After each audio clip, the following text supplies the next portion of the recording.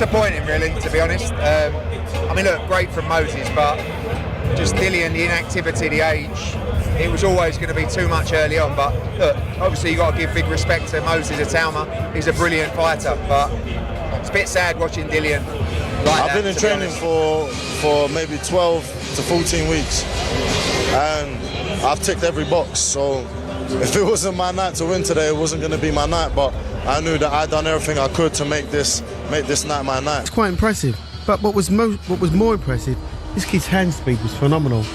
I mean, you know, he's a southpaw, and that makes him dangerous anyway. But he wasn't pouring with his jab. Everything was solid. He got caught the head on the temple, and then after that, it was a long night for him. I'm a bit sad because I didn't want him to go out like that. Explosive and quick, faster than a lot of people thought.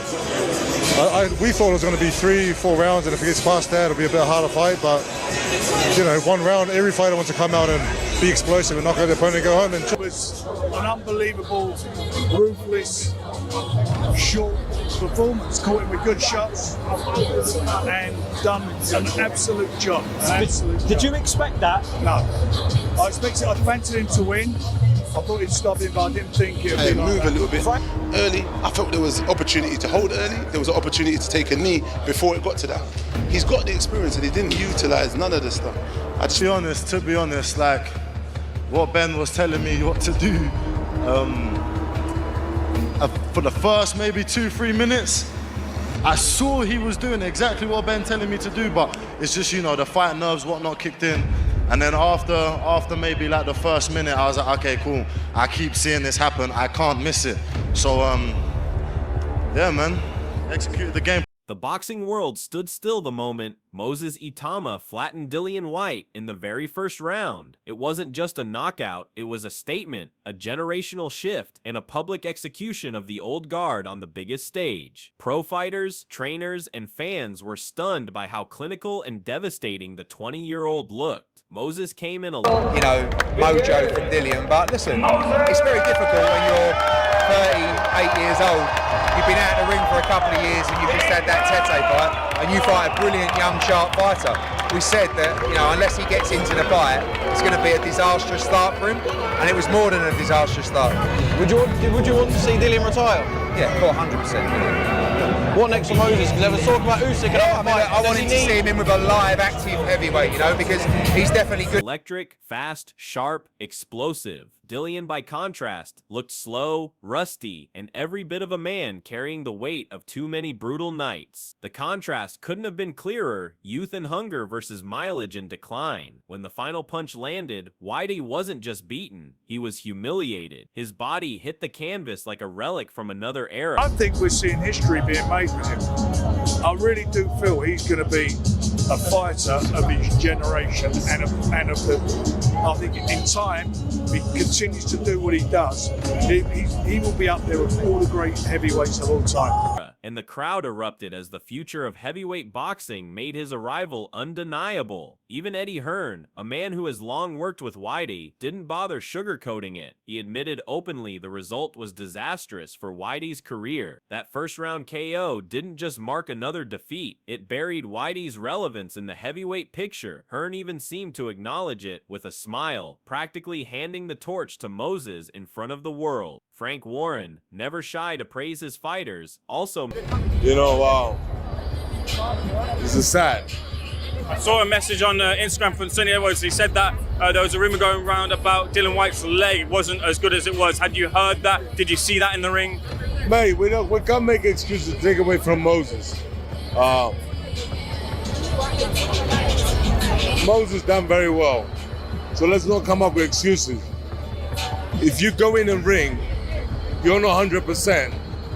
Don't give us the bullshit when you lose. Yeah? Understand? If you go in the ring when you're not 100% and then you win and then you want to give us the bullshit, yeah? So, but what I'm going to say is, yeah, people always say, oh, I was not well, that's why I lost the fight. No. You know, you didn't lose the fight because the younger man has stepped up and then you got caught. The first show which killed him was the temple show. He hit him around the temple, grazed him here. He dug down so low that They were not grazing. The grazing is a 10, and that was it.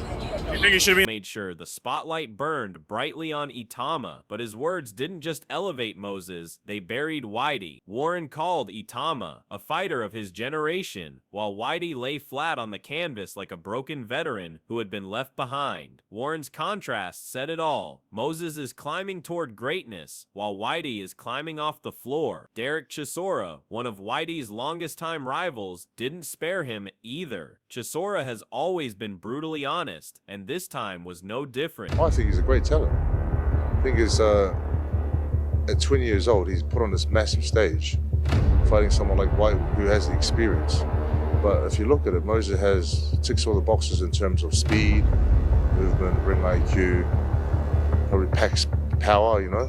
He's been knocking on everyone put in front of him, so he's a very special talent, and that's why everyone's excited about him as a fighter. He tore Whitey apart for making excuses, reminding everyone that there were no tricks, no sickness, no unfair factors. Moses caught him clean with that temple shot, and Whitey collapsed. Chisora's words stung because they rang true. This wasn't bad luck or bad timing. It was simply a case of one fighter being younger, sharper, and hungrier. Joseph Parker also weighed in with a perspective many agreed with. For Parker, the first-round demolition only confirmed what insiders already suspected. Moses Itauma is the complete package. Speed, movement. Thank you very much. To my fans, to the people that came out, I'd like to say a big thank you.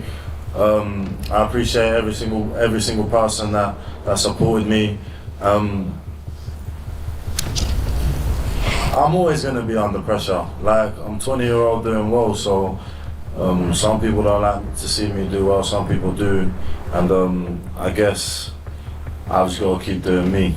Power, ring IQ, he has it all. At just 20, he dismantled a seasoned veteran who couldn't even survive a single round. Parker highlighted the brutal contrast, Itauma's rise to elite talent versus Whitey's dramatic decline into an aging gatekeeper. Parker summed it up bluntly. Moses is levels above, and the scary part, even after such a brutal knockout, Moses remained grounded. He thanked his fans, kept his composure, and reminded everyone of the humility that defines him outside the ring. That humility, paired with his savagery in the... They're trying to, see how far this kid can go. When we get something spectacular, you want to see him have questions put in front of them and see, like you say, can they go a few rounds? What happens? Because there's still those unanswered questions that we've got.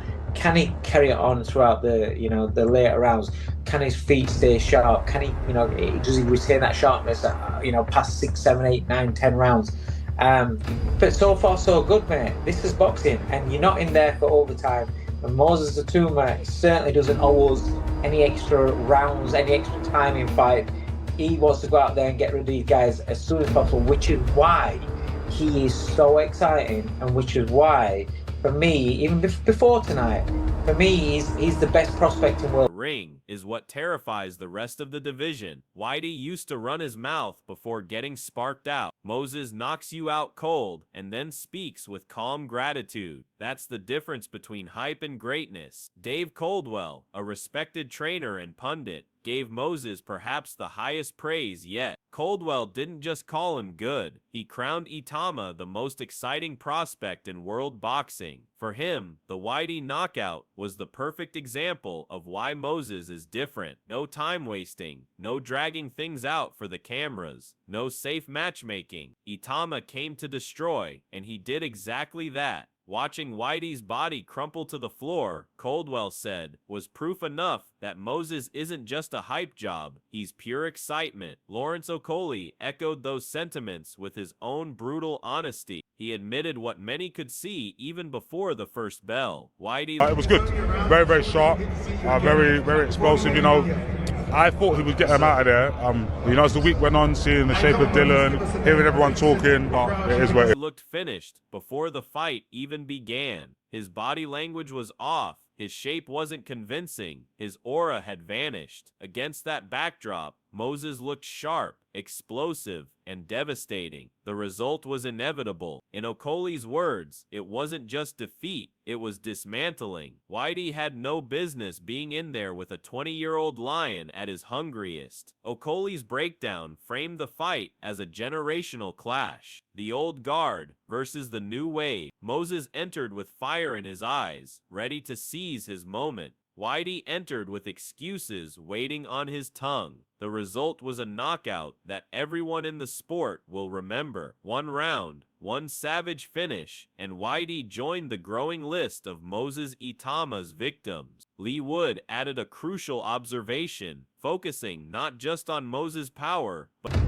extremely talented, but he's ticking all the boxes. He's not just skillful. He's determined, he's fit, he's fast, he's on the right page with Lee and Ben.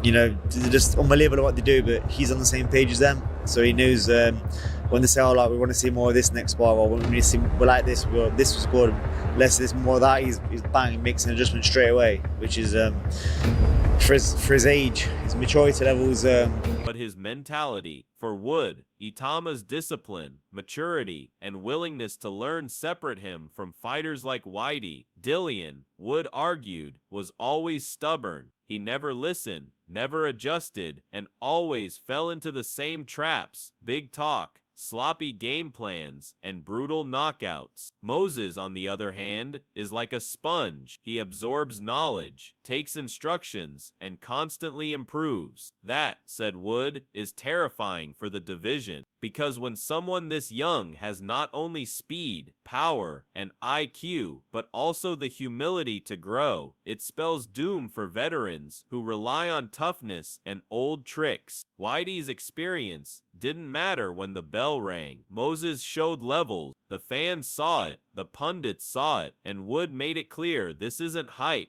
Itauma is the real deal, and he's coming for everyone. Antonio Tarver took the comparisons even further, bringing up a name. I didn't expect that. Did you expect that? Hey, this is a young kid, 20 years old, with devastating knockout power, bro. This have Mike Tyson type of energy all over it. Yeah, he's going to give these tough guys, he's going to give these veterans a hell of a time, bro. He's poised, he's patient, and he got that knockout power. He know how to set it up. It's going to be a nightmare to get rid of this guy, man. Name few dare to use lightly: Mike Tyson. For Tarver, the Whitey knockout had shades of Tyson's early rampages: the raw power, the patience, the cold, calculated killer instinct. It was all there. Itauma didn't throw wild shots or rush his work. He set Whitey up, timed him, and detonated the perfect temple shot. The result was Whitey turned into a ragdoll, flailing before hitting the canvas with finality. Tarver argued that veterans will dread fighting Moses because he's not reckless, he's patient, smart, and lethal. At just 20, he already looks like a nightmare opponent for anyone over 30. Whitey was the first big name to feel that wrath, and Tarver believes he won't be the last. The Tyson comparison is a heavy one, but Itauma is earning it knockout by knockout. For Dillian Whyte came in here, being knocked out a couple times, wanted to see could he land a punch on this young kid, but he didn't have a chance tonight. He got mowed over, and this is a big win for a young guy. But he got to continue to fight credible opponents, and he got to get tested.